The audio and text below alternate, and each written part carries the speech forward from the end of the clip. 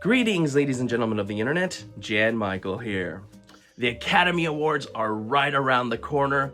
My Road to the Oscars videos are about to come out very soon, but I thought I'd take this lull in between the DICE Awards and my Road to the Oscars videos to talk about my February Oscar predictions, which aren't really predictions. I usually have fun with this penultimate one and tell you what I would vote for if I had a ballot.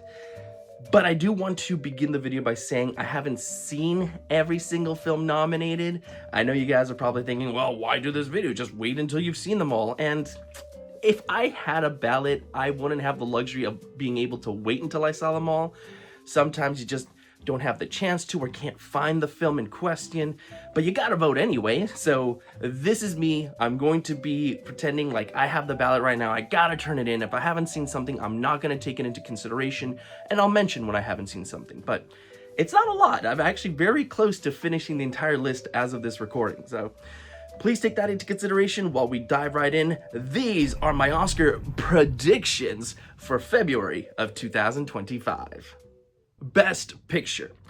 And I gotta start off by saying there is one Best Picture nominee I just have not been able to see yet, and that is Nickel Boys. I can't take it into consideration for my predictions, but I do want to mention that I just found out right before I started recording that it's actually now on streaming. You can pay to see it through like Apple TV, that Fandango at Home thing. However, I also know that it is going to be hitting my theaters this upcoming weekend, and as it is a film that I think is going to be more beneficial to see in a theater setting, I'm actually going to wait. So I know you guys are probably disappointed. You want me to be able to take it into consideration in terms of my voting. I don't know if it would have swayed my personal choice if I've seen it, or when I see it, I should say, but for now, I'm not going to take it into consideration, and I just don't have the luxury of waiting till I see all the films to give you my choices here. So what would I personally pick? I go for The Substance. I think it is just that type of movie that you just don't see at the Oscars ever. Heck, even previous horror films, when they were odd, sure, they were odd, but they were never like this odd. For this film to actually break into Best Picture, to Best Director, to get as many nominations as it did is insane, and I really don't think we can let this opportunity slip through our fingers. We should vote for The Substance. We should set precedents. I think it would be a fantastic win. Now, I wouldn't be upset if some of the other films won, like if Anora won, if The Brutalist won, I'd be okay with it. There really is only a handful of ones here that I wouldn't be too happy with, like obviously Emilia Perez. I wouldn't want A Complete Unknown to win. Wicked is another one that I didn't hate, but Best Picture winner, I don't know. So apart from those ones, I'd be happy with just about anything else winning, but if I were to vote, my vote would be for The Substance. So you think with all the praise that I just gave The Substance, I'd be voting for Coralie Farge to take home Best Director, right? And not really, but not because I don't think she's deserving of the win. I'd be very happy if she took it home. But because to me, I think the biggest showcase in directing is Brady Corbet for The Brutalist. If you've seen that film, you just know that guy tried so many different things. And even if not all of them worked, you have to respect his dedication to what he wanted to set out and do. Like, that guy had a vision and he stuck with it. So bravo to him. I definitely would get my vote there. I wouldn't be mad if Sean Baker took it. The only two that I kind of would be like, really, would be James Mangold and Jacques Audiard. Not that their directing was terrible, but I think especially compared to the others, they just don't stack up. And in the case of Jacques, why would you give it to a racist? So there's that for you. There's been a very big growing popularity for Fernanda Torres. I mean, the Brazilian people are definitely lifting her up. They're championing her. She's really not nominated at any of the big festivals coming up. After the Golden Globes, we now have to wait for the Oscars themselves to see if she can take home the win. And after seeing I'm Still Here, I gotta say, god damn, she carries that film. That film is all her. And while it was close, I still think my vote would go for Demi. So that's what I would choose for. But if Fernanda took it, Very well deserved. I wouldn't be angry about that whatsoever. I think Mikey Madison would be the only other one that I'd be okay with taking home the win. And yeah, again, Cynthia, Carla, again, first with Carla, why give it to a racist, a bigoted, oh my God, just pick all the terrible things in the book and she's it. And then for Cynthia, while she's good, I don't think it's anything mind-blowing, but I do hear in part 2, she does get a chance to show what she can really do. So maybe this time next year, I will be championing her more. But again, just going off on a rant there, to me, it's definitely Demi, and if not her, then definitely Fernanda. I know as of now, I've had like 2 or 3 people in each category that I really wouldn't want to take home the win in those respective categories. But that's not the case for actor. In fact, really looking at this list, if any of these people took it, I would not be upset. And that's including Sebastian Stan, who I know is on the bottom of the list, but I still think he did a fantastic job. And if he took home the win, I wouldn't be disappointed. I thought he did a fantastic job and it would be worthy.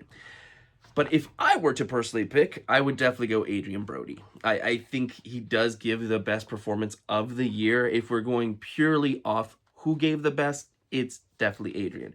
Timothy also did a really good job, but to me, he wouldn't even be my second place. For me, it definitely would be Coleman Domingo. Like, I thought he's the one who probably touched me the most out of almost all these other performances, apart from Adrien. So yeah, that would be my backup. But again, any of these people can win. I'd be completely fine with it.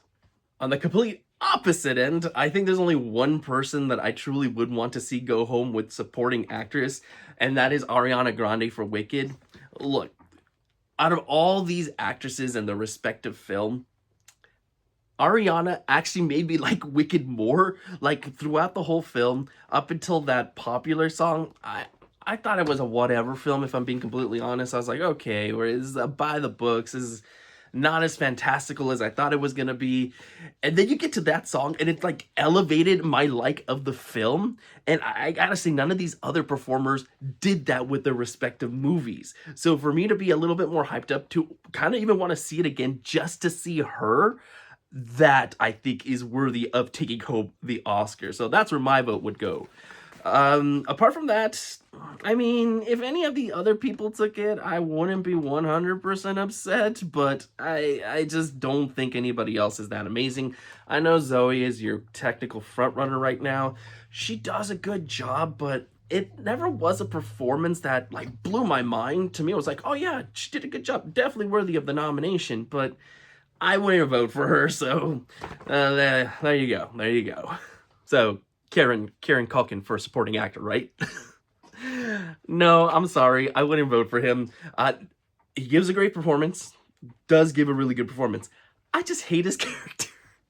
I know someone just like him, and it fucking drove me insane watching the film going, oh my God, I want to punch this guy because I want to punch the real person too. So it's more personal to me. So just because of my personal experience, I wouldn't vote for Kieran. But if he won, cool. I think he's great. He definitely is worthy of the win.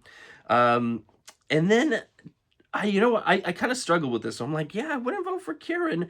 Who would I vote for? Yora? Not really. Edward was nice. I kind of was underwhelmed by the finality of his character in the film, so that kind of scored points away from it. Guy Pearce, I thought was very over the top. Don't get me wrong, I think he does good with what he's given, but man, I really wish he had reeled it in, just because there's some times where he's yelling or saying things and I'm like, this feels like a caricature. I can't take this guy seriously, sorry. So yeah, I think I would throw my vote away and pick Jeremy Strong, who doesn't have a chance in hell to take home the win. But man, I'll tell you what, for a sleaze bag character who's based on a real person, mind you, to actually come the closest to kind of tugging at my heartstring towards the end, that was impressive. I did not expect the film to be able to do that. Guy is still a fucking asshole, but good lord, if there was some tugging of my heartstring, Jeremy Strong did it in that role. So yeah, I'd vote there. So when I think about screenplay and who I would personally want to reward, I think of lines that are memorable to the point that I repeat them myself, or randomly just think about them in certain situations. And I'm going to be completely honest, while I don't think the script to any of these films is bad, there's nothing really in it that made me go, oh, that's a cool line. That's a line I'm definitely going to use in the future. With one kind of interesting exception, which would be A Real Pain. A Real Pain had lines in it that made me go, what? Okay, which got me to laugh. And as such, I remember the line. I probably wouldn't use it because a lot of the lines I remember are kind of dickish, but it was a surprising kind of dickish that made me go, oh, it's okay. We're not holding back with that sort of stuff. So yeah, just from the pure surprise of it, I definitely would go with The Real Pain here. Adapted screenplay, though, is easy for me. It's definitely Conclave. That is a film that I remember the lines. I think they are fantastic. I love seeing the interaction between the characters. There's intense moments. There's moments that stuck out in my mind. And when I go back and see the film, especially when I'm showing it to somebody else, there are points where I'm like turning to the person like, oh, I want to see the reaction to it. And I don't think any of these other ones really did that to me. Again, haven't seen Nickel Boy, so I can't take that one into consideration. But yeah, out of all of them, Conclave definitely is the one that greatly brought out joy within me, I should say. So that's where my vote would go. Okay, is it just me, or is film editing kind of disappointing this year? Like, the biggest films for editing, for me, didn't even get in here. Like, The Substance would be very worthy of editing. Challengers would have been very worthy of editing. Heck, after seeing September 5, I understood why it was in contention for editing. You noticed the editing there. I thought any of those ones would have been a better pick than what we got. Dune would have been a great pick for editing, but god damn, we got a bunch of kind of lackluster choices here. Even amongst the films that I really love, I can't say the editing wowed me greatly. And to be honest, there's a lot of them that I can't even remember the editing. Like, you think I would remember the editing for like Wicked or Amelia Perez. They're musicals. You got to have that snappy cut. And to be honest, I'm drawing a blank. So that's how little impact it left on me. The one film on here, though, I clearly remember the editing, and it's because of the way the camera works. So shout out to his directing style, I think, is Anora.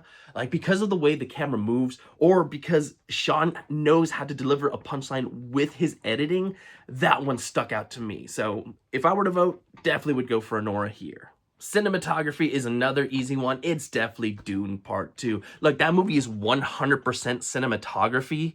Like, none of these other ones come close. And I love the cinematography, like Nosferatu. I think The Brutalist has great cinematography, but 100% cinematography where you're noticing it throughout the entire goddamn runtime, that is Dune Part 2. And honestly, it needs to go home with this award. Like, if anything else takes it, that would be a goddamn shame.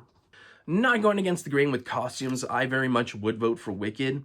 It is definitely a very costume-heavy film. The marketing itself, it's the costumes that you see, like them in their magical outfits across from one another. I've seen sneakers on it. I've seen stylish fashions for children for it, for adults. You notice the costumes. It's almost impossible to ignore. And truly, I do think it is worthy. They have like these flashy, grandiose costumes that I think I would want to give it the win just because of how impressive they are. I do want to say that I don't necessarily have a backup. I think Conclave does have very noticeable costumes. What with the priest outfits, I guess you would call them, the redness of it just sticks right out. I know most people are probably going to look at that and be like, whatever, it's just a priest outfit. What's the big deal? But, I mean, come on. There's definitely some work that went into it, and they definitely must have been made a specific way to pop out more in the film. So that, I don't think, would be a terrible win. I don't think it stands a chance, and I would vote for Wicked anyway, but I did want to mention that just because it's been on my mind.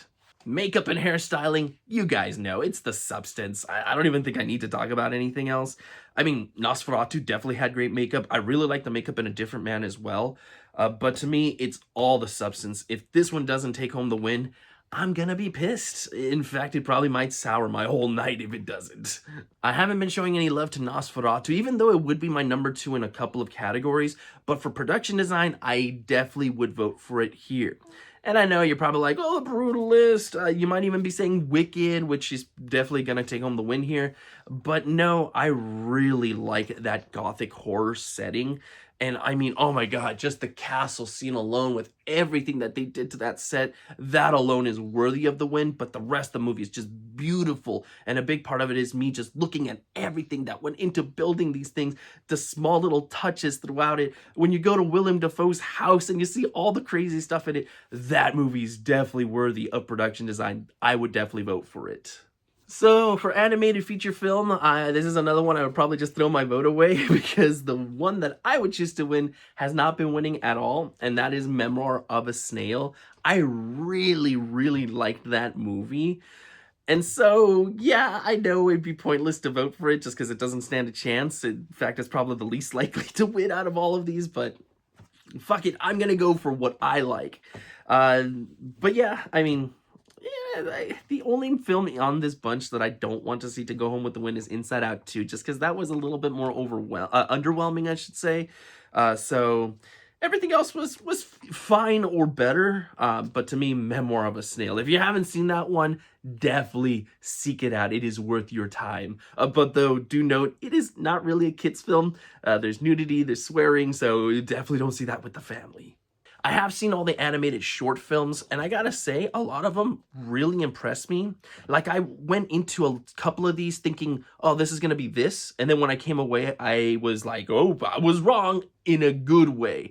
Special shout out to Magic Candies. I actually was not looking forward to seeing it just because of the style. It didn't look like something that would appeal to me. And then what they did with that film, I'm like, holy shit, I was wrong. That is now my close second to win for personal reasons. However, the most twisted of the bunch is the one that I gotta go for, and that is Wander to Wonder.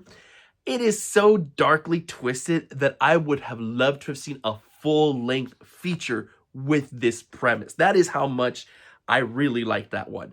I'm also going to be voting for, or excuse me, I'm also going to be hoping it goes home with the win, but if I were voting, I would definitely, without hesitation, vote for this one. Documentary is really where I'm severely lacking. There's 2 films I've actually not been able to see. The first is No Other Land, which, I mean, is supposed to be your front runner, and the other one is Porcelain War. Porcelain War is in very limited theaters. I mean, I'd have to drive all the way to fucking LA to see the goddamn thing, and much as I love film, I don't want to drive for hours just to see a film. I'm a family man now. I just don't got the time. I don't got the freedom anymore. So this is something I may not be able to see before the Oscars unless they decide to expand it out or actually bring it out into streaming in some way or form. So I'm very sad because I'm very interested in seeing it, especially after it won at the DGAs, was it? Or was it PGAs? Oh my god, one of those two. So almost makes me think that maybe No Other Land is not your full front runner, especially because I hear it's been really hard to find distribution for it, which is why you really haven't seen it in theaters or in any streaming service. It's been having a hard time finding somebody. So that's another one that maybe we just don't get a chance to see before the Oscars. I'm very interested in seeing it, though. I know that's your front runner, but I think because of all that, maybe Porcelain Noir. But I'm getting off topic here. We're not talking about who I think is going to win. It's who I would vote for. So I can't take those 2 into consideration. Out of the other 3, what would I vote for? I would go for a soundtrack to a coup d'etat. That one was impressive. It has a style to it that just sucks you into the film, and it does not let up. And it's like a 2+ hour film. You would think it would wane in its style. No, that shit continues throughout the whole thing, and it is fucking badass. So I definitely would vote for that film. The final film that I have not seen yet is in the documentary short section, and that is Death by Numbers. I'm actually very interested in seeing it just based on the synopsis, but goddamn, I can't find that one anywhere. And from the forums that I've been reading, I don't think anybody's really had any luck with finding it. So we'll see what happens within these next few weeks. That being said, I'm kind of at a toss-up right here. I loved Incident. As of right now, I would cast my vote for Incident. However, Instruments of a Beating Heart was also very good, and I found myself incredibly fascinated with it. The culture, what they do with the kids, especially the main girl that they're focusing on, all really, really interesting stuff. If I were to vote and somebody was trying to convince me, you probably could convince me to switch over to Instruments of a Beating Heart. But as of right now, without any influence from outside sources, I would go for Incident. Gotta say, there are two international feature films this year that I really did not like. Like, if I were to rank every film, which I'm going to at some point, I would definitely place those two on the bottom of the list. I'm not going to spoil it, although you probably already know Emilia Perez is one of them, but I'm not going to spoil what the other one is. For now, I will say if I were to vote, I would go for I'm Still Here. I do think that is the most impressive of the bunch and probably the most well-made. And that's all I really got to say about that. Score to me really comes down to just two. First, The Brutalist, which I think is your front runner. I think that's the one that probably will go on to win. And second is Conclave, which has an impressive score. Everything else, I don't really care about. It's going to be one of those two. For now, I would go Brutalist. But if Conclave took it, I'd be completely fine with that as well. So I know I technically don't need to see the movies for the original song category, but I'm a freak, so I did it anyway. Not going to talk about them. Obviously, there's no impact on the song whatsoever. But you guys are probably thinking, well, El Mal, right? That's the front runner, so you got to go for that one. And I'm going to be honest, I really didn't like any of the Emilia Perez songs.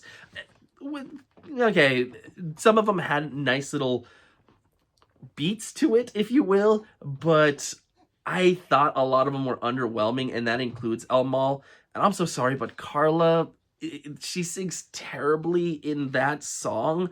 Like, whenever I play it just to remind myself of it, and her singing comes on, I'm like, good Lord, she's terrible in this. What the heck? I'm not trying to pick on her, because I do generally think her acting in the film is really good. But man, does she drop the ball with that song. So I wouldn't vote for it. The whole thing comes crashing down as soon as she starts singing. I actually really like Mi Camino a little bit more, but again, it's not a song that I generally love. And I'll be honest as well, it's also a kind of wispy song where I find myself kind of dazing out as I listen to it. I think it's just the way that the song is built. I really have to focus in order to pay attention to the entire thing. So yeah, I wouldn't cast my vote there either. But if I'm being honest, the other three are kind of on a similar level to me. They're okay. I don't think they're anything amazing. So this is kind of a lackluster year. I suppose if I were to have to pick one of them, I probably would go for The Journey. Give Diane Warren her Oscar, I guess. Although, how many times she's been nominated to kind of get the win just because everything else was very mediocre would kind of be underwhelming. I'm not sure she would appreciate it. Although she wouldn't appreciate not winning either. She always gets pissed off. But yeah, I think out of all of them, that's probably one that I came the closest to generally liking. But again, this is another weak category. I just don't care about these whatsoever. Sound, baby. I would hands down go for a complete unknown here.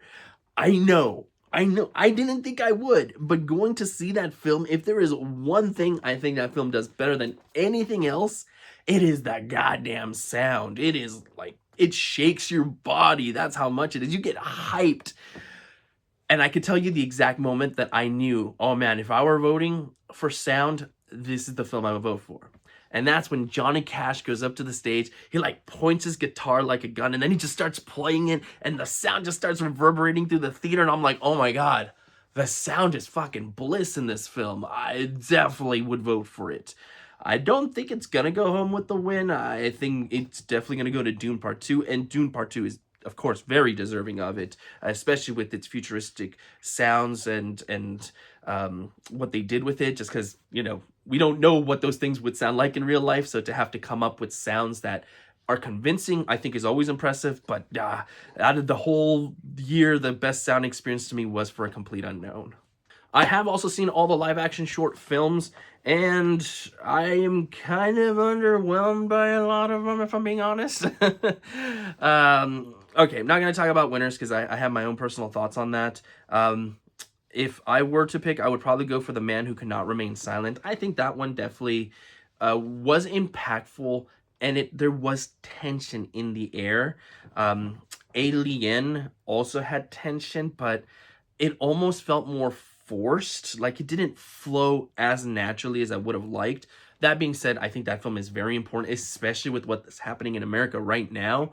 But because of the more naturalistic way it flowed, I would vote for The Man Who Could Not Remain Silent. Although, a special shout out to I'm Not a Robot. I actually really liked the premise of that.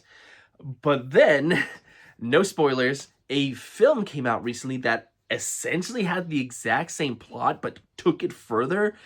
And good lord, I'm Not a Robot is now in a very awkward place, because now that I've seen that, I can't vote for this one because I'm like, oh, that did it better. So, that's a shame. But at least you got the nomination, so there's that.